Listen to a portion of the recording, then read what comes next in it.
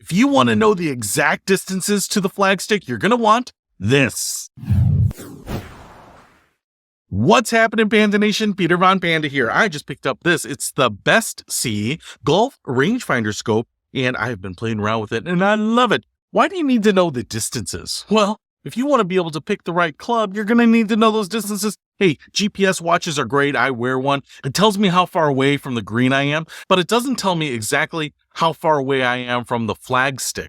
And that's because it doesn't know exactly where the flagstick is. They move them around, shows me the middle of the green. And so something like this will tell me exactly how far it is to the flagstick. It'll lock on that flagstick and give me an exact distance measurement. The other thing it will do is tell me exact distances to other things on the golf course. So sometimes I want to know how far it is to that bunker or to the tree or to the bend. And so I can find that distance with the laser on this guy too. The other thing that's really awesome about this Bestsee scope is right on this side. We have a switch right there. It does slope as well. So if you are heading uphill, I'll tell you what, I played Cog Hill once in my life, and the green was like on top of this hill, and I way underclubbed because I didn't know how much you had to compensate for an uphill shot. And so something like this will give you the distance, but with that slope, it'll give me the right club, even though I feel like I'm taking way too much club. Let me give you a quick tour of this, and then we'll try it out. So let's take a close look at what this Bestsee scope looks like. We get a very nice box. You get it in a hard case here, a little elastic strap there. I even like that big PVC patch on the front. You know, just absolutely seems nice. Belt loop on the back there. So you can carry that on your hip.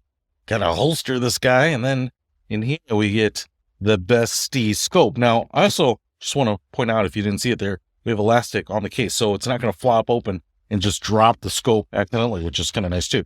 The other thing I will say is probably pretty typical size, but every time I bust one of these out, I'm always surprised at how small it is. You know, these things do a lot of work, and they don't require a lot of space anymore. This is all a very soft rubber up here. You can see we have the power button and the mode button. This is a harder plastic right there, but it looks nice. This is also a softer rubber. So if I have this thing in my hand like this, even if it's hot, humid, wet, windy, rainy, this thing is not going to slip out. It's got some nice texturing on there. Here's the eye piece here. Looks like we can adjust for focus. You can see the ocular piece moving in and out a little bit. And then we have a cover right here, USB-C, so we can charge that up. A little bar right there, so we can attach a lanyard.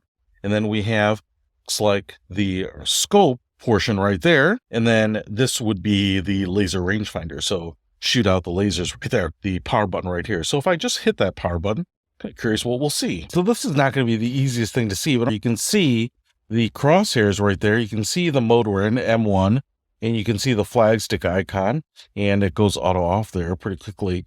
And then up here you can see that battery indicator, and so this is what you would see here.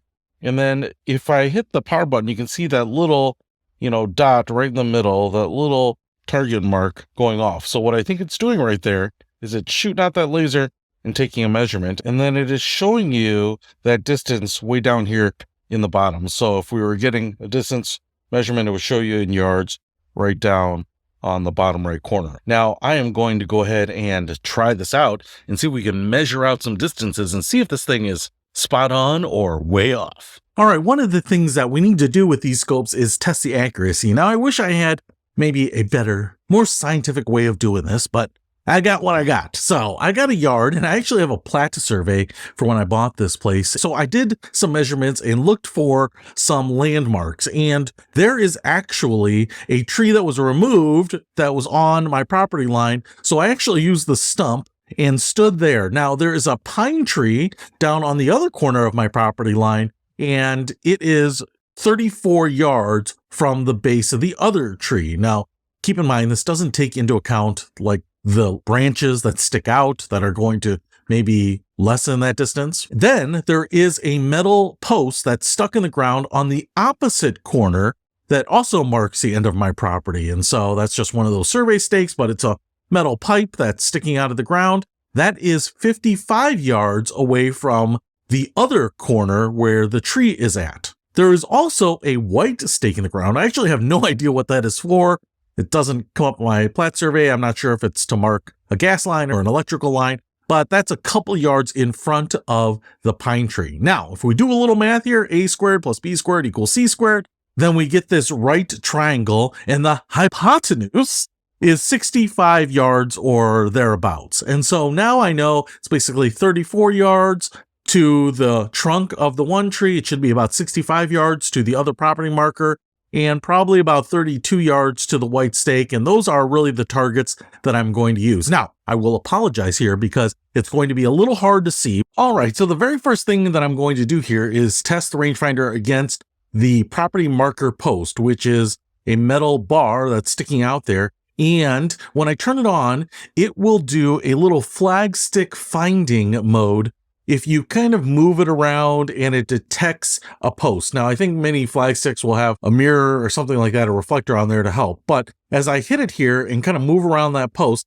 I notice that it does seem to pick it up, and you can barely see it kind of down in the bottom corner, but it shows that it is basically detecting it with the little icon there, and it says 66 yards. Now, that's pretty close to what I think it should be. And actually, that might even be more accurate than kind of my estimations based on my plat survey. So I actually do it again here. I just kind of move a couple steps over, and then I just shoot it again just to make sure that I'm hitting that post or aiming it right at the ground below it to get it. But it always shows me that flag icon like it's actually finding a flag stick, which is actually pretty impressive that it's detecting that post somehow. And again, this one says 65 yards. So right on the button.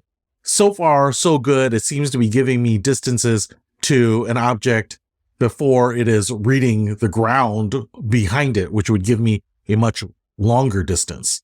And again, just to test the consistency and to also make sure that you note here that we're not using the slope feature, I just take a step back to the other original spot that I was standing in and fire it again. Again, it seems to always detect a flag stick, quote unquote, or at least the pole there. And again, now the reading is 66 yards. So even the minute changes I'm making in my position, it seems to be accommodating for, or at least it's kind of reading that 1 yard or 3 feet movement that I am making when I kind of just move around the area that I'm in. Now, again, all the measurements that I've taken are estimates, so there could be some variation to them. Now, let's swing over to the evergreen tree. Again, the distance that I had calculated was based on where I'm standing to the trunk of that evergreen tree. There are some branches and stuff if you go up higher, but I'm going to try to shoot this at the trunk of the tree itself. I have a pretty good shot at it, kind of being cooler weather these days, and it seems to give me about 31 yards. Now, what I'm actually not sure of here is if it was showing me the post that is a couple yards in front of the tree. So I tried to aim a little higher, and it seemed to say the tree was at 33 yards, which is just a little short of what it probably should be. But again, I'm kind of estimating where I'm standing, and the trunk of the tree is maybe 2 feet, 3 feet in diameter as well. And then when I lower the scope a little bit and shoot it again and kind of move that crosshair around the post that is in front of the tree, I notice that the range it's giving me is a little closer to 31 yards. So that seems to be perfect because that is almost exactly 6 feet in front of the tree there. I'm really incredibly excited and encouraged by the distances that it is giving me.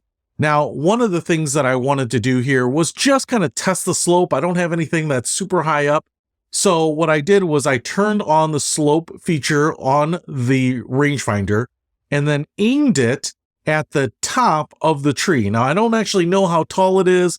My guess here is maybe the tree is about 20 feet tall. And so I just go ahead and turn it on. You can see the tiny little slope icon or the parabola icon in the top left of the viewfinder, just indicating that slope is on. So if you're trying to stay compliant to USG rules while you're in a tournament or something, you can't have that on. But it's obviously on here. I aim it at the top of the tree. Again, I'm getting some of the branches that are maybe a little closer than the trunk and fire it off. And it tells me at the top that it is 41 yards or plays like 41 yards, even though the actual distance to what it's measuring is 34 yards right below it. Now, I will say that the general rule of thumb I've always used was 15 feet in elevation is a club up. So 15 feet in elevation requires maybe 10 more yards or plays like 10 more yards. So I may be aiming 20 feet up here, and it's telling me to add, 7 yards to the shot. That might be true, especially kind of on the shorter shots like this.